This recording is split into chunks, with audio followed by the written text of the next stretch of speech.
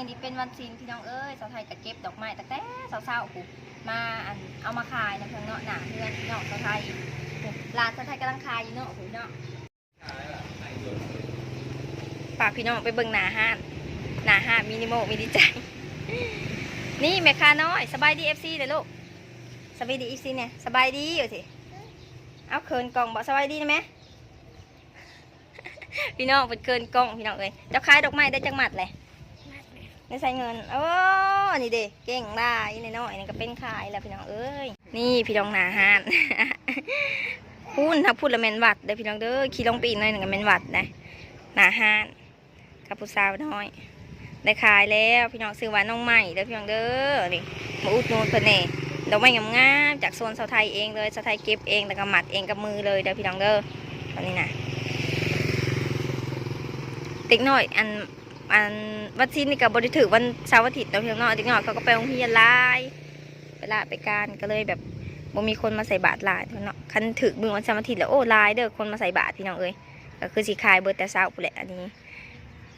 หากระไดขายหมัดนึงมัน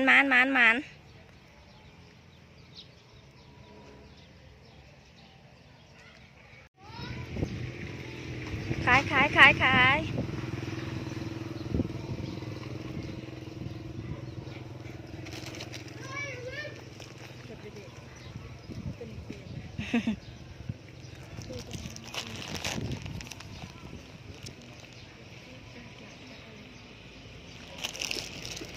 นี่มันอลี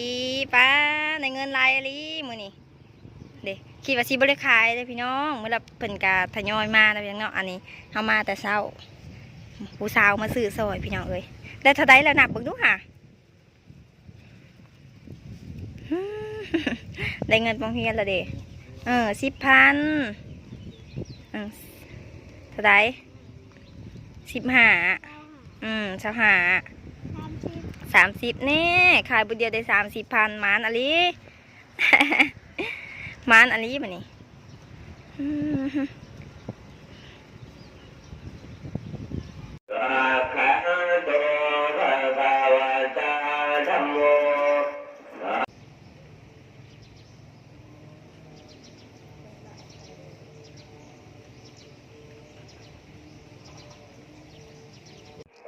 พี่น้องเดี๋ยวเขาสิไปกราบไปไหว้พระเนี่ยเพื่อนเราจะเอาเขาไปติดเลยแม่เท่าตั้งครอบครัว10,000 กีบแม่หอยว่าครอบครัว10,000 กีบแม่เท่าลูกครอบครัว10,000 กีบแม่เท่าทุกสารครอบครัว10,000 กีบนั่นแม่ตูนครอบครัว10,000 กีบเท่าละเงินบ้านครอบครัว10,000 กีบแม่เท่าครัว20,000 กีบยังแจกทุกครอบครัว50,000 กีบเพราะนั้นที่ว่าถือไฟใหม่ไปปีกายไปซื้อนี่เนาะไฟใหม่หมดลังเลยเพื่อก็เลยต้องได้สร้างใหม่เนาะเหตุที่ไ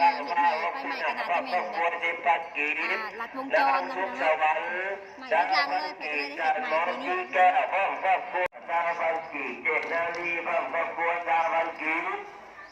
เข้าพี่ท้องสวรรค์เจ้าให้กี่เจ้าที่น้ำเต็มน้ำเลยเจ้าให้กี่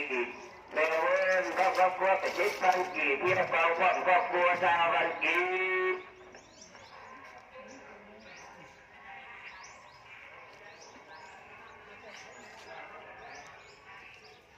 มาดีแหละมี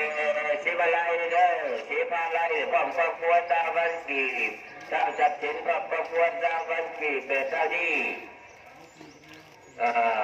แม่น้องนี้เฮ้ยน้องหรือเท่าเนี่ยเลยแม่เท่านี้ครอบครัวชาวพันกี่น้องซอยครอบครัวกับ10,000 กี่แม่แหละวนครอบครัวถ้าใครจ่ายชื่ออะไรใครครอบประเทศต่อไปเด้อ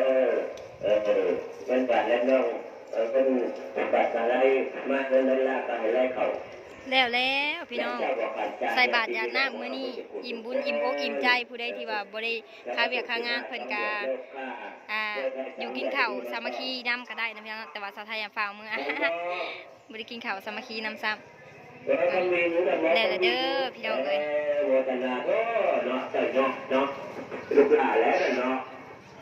ซาตุสันโนกเวงวัฒนาเจ้าพันกีจ่าตุคุณขับรับตัวดีๆฮะ